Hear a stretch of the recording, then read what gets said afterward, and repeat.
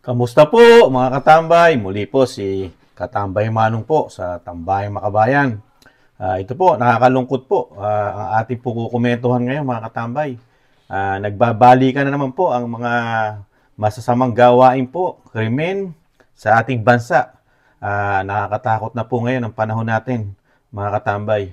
Hindi po katulad nung panahon ni Pangulong Duterte, dating Pangulo, may takot po ang gumawa ng masama, mga kriminal sa ating bansa, nagkaroon po ng takot. Ngayon po, lantaran na naman po mga katambay. Nakakatakot po. Ito po, meron pong kaganapan po nung nakaraang araw na isa pong business sector o ang tindahan ng mga mamahaling gadget, mga cellphone ang pinasok mga katambay. Ito po, pakinggan po natin at komentuhan po natin. Inold up ng apat na armadong kalalakihan ng A&D Gadget Shop sa Pila, Laguna kung saan natangay ang nasa 200 iba't ibang unit ng iPhone. Sa Facebook Live na ibinahagi ng biktima, makikita kung paano pumasok ang mga salarin sa establishmento na inakala naman ng may-ari na walk-in customer lamang, kaya sinabihan nila itong alisin ang suot na face mask. Ayon sa biktima, agad silang tinutukan ng baril at iginapos ang kanilang mga kamay at paa sa kaumano tinangay ang kanilang itinitindang gadget. Dagdag pa nito, 5 umano silang nasa tindahan nang mangyari ang insidente. Nakunan pa ng CCTV ang mabilis na pagtakas ng apat na armadong suspect na sakay ng motorsiklo na patungong Santa Cruz, Laguna. Samantala, nanawagan naman ang biktima ng tulong para sa mga IT expert upang mabilis na malukit ang kinaroroonan ng mga holdupper sa pamamagitan ng tracking device ng kanilang mga tindang cellphone. Patuloy naman ang isinasagawang investigasyon at pagkalap ng mga CCTV footage ng mga otoridad upang mabilis na matukoy ang kinaroroonan ng mga salarin. Marcus Doria, Nakakalungkot po mga katambay, ano po? Wala na naman pong takot gumawa po ng masama ang mga kriminal po natin. Ito po isang udyat na talagang mahirap na naman po ang sitwasyon ng ating bansa, lalo po ngayon.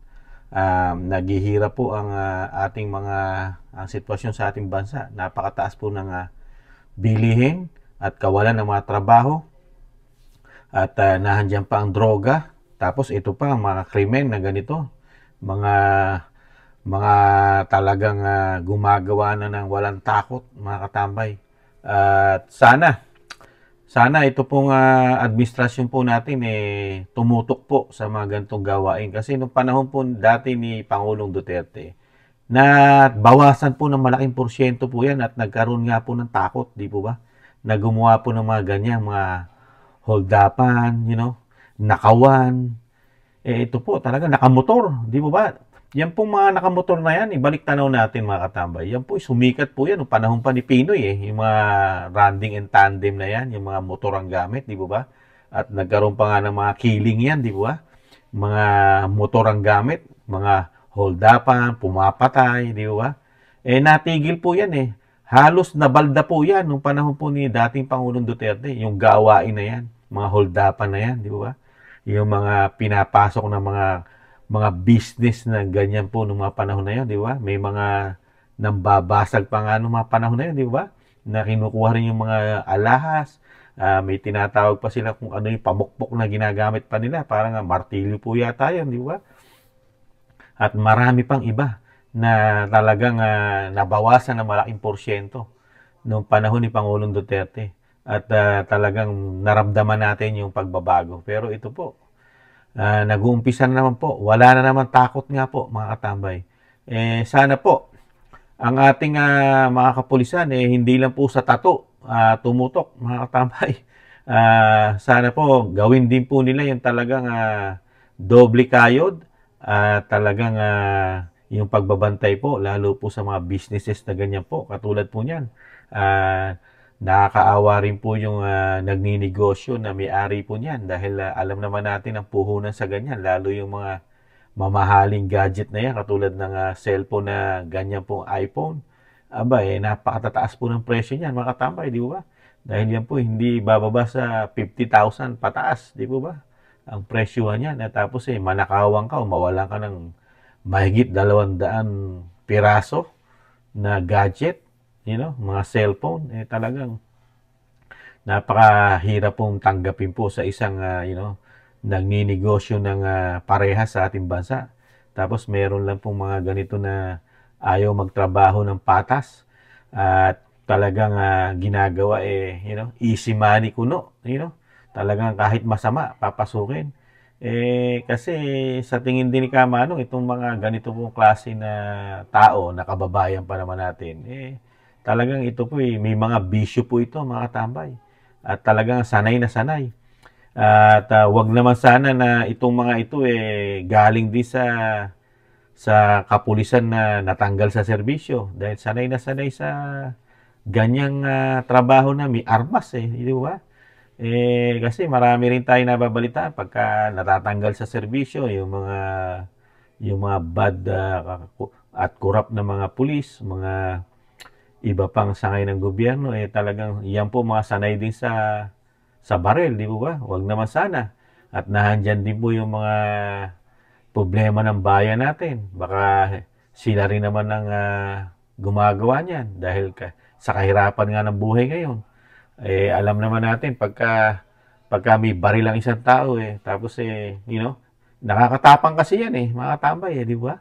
At yan pa isang problema natin dahil yung baril po ngayon sa atin nagiging legal na po yata ngayon, di ba?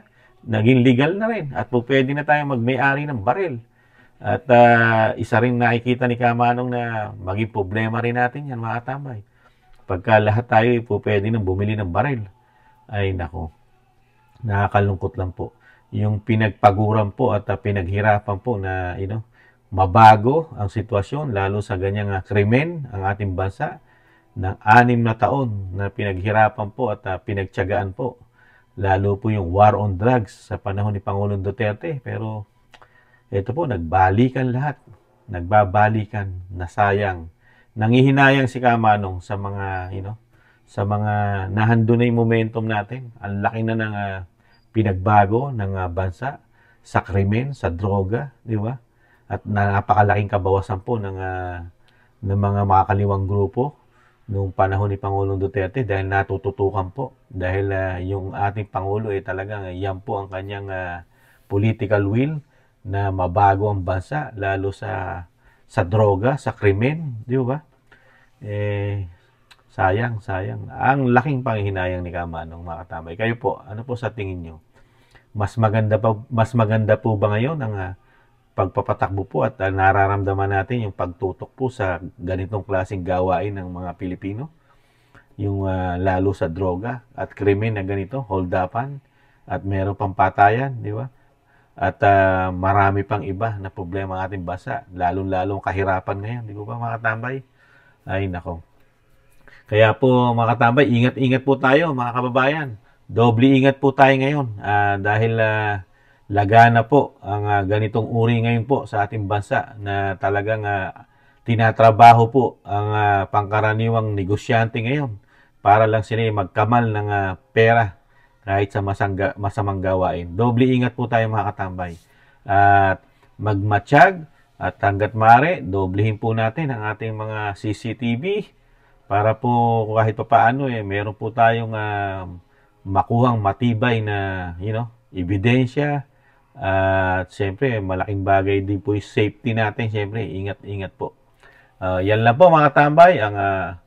Ang nakakalungkot po para kay Kamanong na bumabalik naman po ang mga kriminal na katulad po niyan kasama ng droga.